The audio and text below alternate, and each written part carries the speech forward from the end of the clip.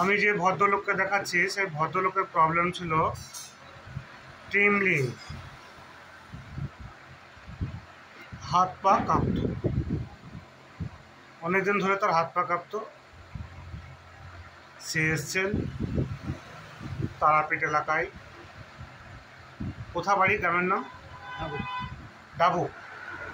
আপনার হাত কাঁপতো, পা কাঁপতো, ট্রিমলিং সেন্সেশন হতো, যা কাঁপাটা আগে থেকে অনেক কম লাগছে।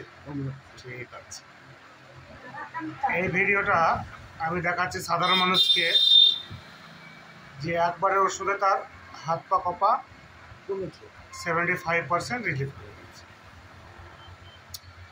আপনার স্বামীর কমেছে, তা আপনাকে ভালো লাগছে? আপনাকে হ্যাঁ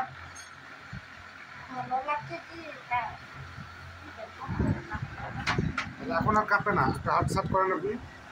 কম কাঁপছে। আমি তাকে একটাই ওষুধ দিয়েছিলাম, ওষুধটা দেখাচ্ছি, এইটা উপ্রামেট। যাক, আপনি কাকা খুশি তো?